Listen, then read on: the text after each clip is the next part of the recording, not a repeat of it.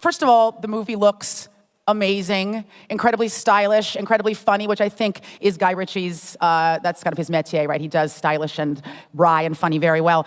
Right off the bat, you can see Armie and Henry, your characters, are on opposite sides of the longest running conflict in the 20th century, the Cold War. So from the very beginning, you guys want to rip each other apart. Yeah.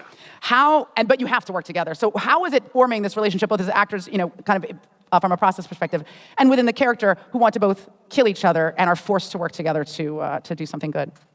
Oh, well, I mean, Armie and I had no trouble working together. We certainly enjoyed a few drinks together as well. Excellent. On our off time. But to try and build that animosity, it wasn't so tough. It was all written in there. And Guy's a fantastic director. He knows exactly how to find that fine line between the coming to loggerheads and actually working together and making it funny at the same time. How was that a process for you guys? How much comedy have you done? I mean, because even though this is a stylish kind of action thriller, Guy, he specializes in like hardcore kind of action, bloody comedy. That's what he does. Was that something that was new for either of you? I mean, it was certainly new for me, yeah. I hadn't done it before, but Guy makes it pretty easy. Yeah. Yeah, I mean, most of the humor was really built in by Guy. Right. The absurdity of some of the situations, the way they had to deal with each other, the dynamics of how everybody related. So we basically just showed up and said the words on the great script. Right, and just it played. Yeah. I want to hear a little bit more about this piece because it's a period piece. It's a new. Guy's done period before, but it's a new period for Guy. It's set in at some point in the '60s. Was there a year? When you got to set, did you say it's '64 or? Was there a particular year? I don't. 64, 65. It's the same year as Archer. So, yeah. Not as good as Archer. No, God, it's amazing. It looks so great, so funny. What was it like for you guys? Was this a new period for you guys working in the '60s, and how did that feel? Both, I think, did that affect the way that the choices you made as characters? Also physically, you dressed differently, you moved differently. I think, my parents were young in the late 60s, and I grew up always looking back at their pictures. I was kind of, always wanted to dress like them, and I think I always had a dream when I was a kid to kind of, I wish I was in the cool 60s. And now, we shot most of it in Rome and Italy, and they just closed off the Spanish Steps, Via del Corso. Everyone was in costume, hundreds of extras. It was pretty amazing to walk in there. It did a lot of the work itself, just to step into those sets.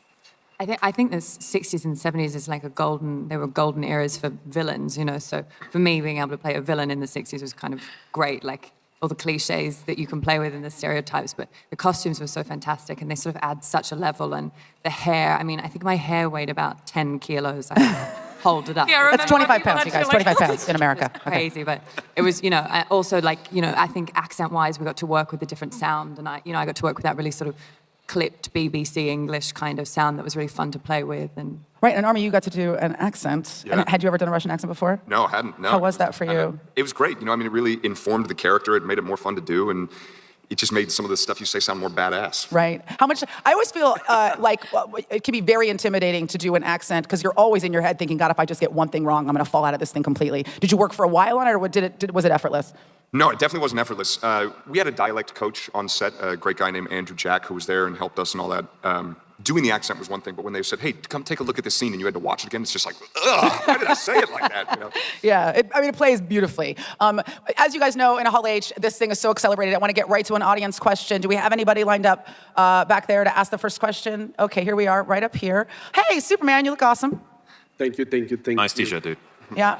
I'm just borrowing it just for a little bit. That's Superman's workout outfit, apparently. Okay. When you guys were doing the fight scenes and rehearsing, who got hurt first in real life? I don't think neither of us got hurt. Basically, the scene was all set up to be this sort of very precise, cool fighting through these toilet cubicles, and we messed it up on the first one. Just none of the walls broke. We were just falling all over the floor, kicking each other in the face and stuff. And guys went, "I love it. Keep it like that. Don't make it cool." And that's how we went.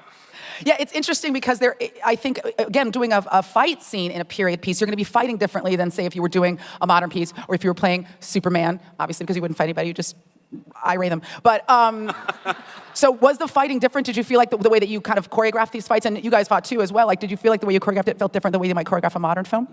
It just felt, it felt organic. It wasn't like, there wasn't a stunt guy going, okay, now when you get hit, make sure you flip all the way over backwards, and then you'll grab him on the floor. It was just like, you were two guys in the bathroom, fight it out, and we just kind of... As one does. Yeah.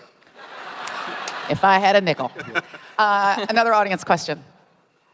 Arrow? Hello. I think. Yeah. Sweet. I think. This question goes up to everyone up in the panel. What was like the inspiration that drove you to connect with your characters and why? Let's just start. I'm yeah. evil at heart, so it wasn't a stretch, really. I just got to do what I want to do. And I think, yeah, and Gabby is a very unconventional kind of, female character, one of those big franchise movies. She's very badass. You don't really know what her intentions are and what side she's on, and she's pretty badass. Yeah.